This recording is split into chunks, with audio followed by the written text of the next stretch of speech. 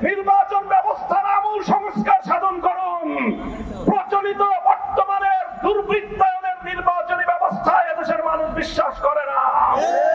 এই দুর্বৃত্তপনা নির্বাচনের মাধ্যমে কিছু দুর্বৃত্তরাই সংসদ সদস্য হতে পারে, ভালো মানুষের সংসদ সদস্য নির্বাচিত হওয়ার কোনো ব্যবস্থা নেই।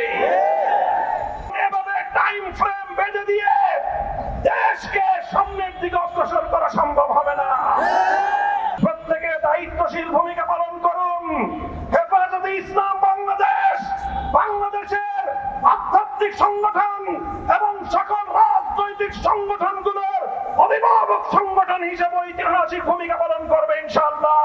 আমি আমাদের বাংলাদেশের এই ক্রান্তিকালের দাতা হিসেবে আবির্ভূত অধ্যাপক প্রফেসর ডক্টর ইউনূস সাহেবকে আহ্বান জানাতে চাই, আপনি আপনার সংস্কার কার্যক্রম সুসম্পন্ন করুন।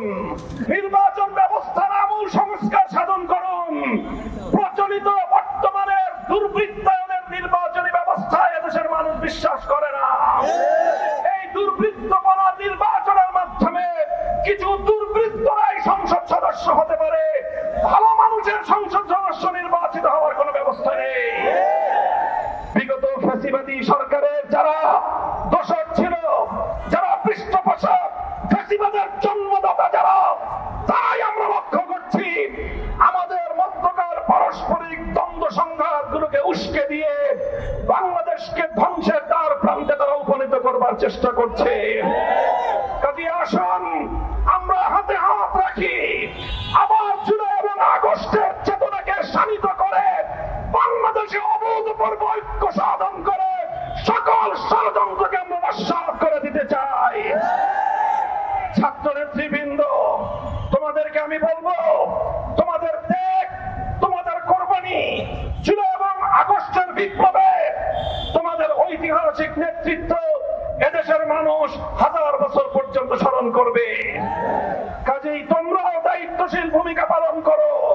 রাজনৈতিক দলগুলোর সঙ্গে অযথা বাক বিতণ্ডায় জড়ানোর কোনো প্রয়োজন নেই। বিএনপি এবং জামায়াতে ইসলামীকে বড় রাজনৈতিক দল হিসেবে আপন আপন জায়গা থেকে গুরুত্বপূর্ণ ভূমিকা পালন করার উদাত্ত আহ্বান জানাই। জনগণ এই পরিস্থিতিকে মোকাবেলা করবার উদাত্ত আহ্বান জানাই।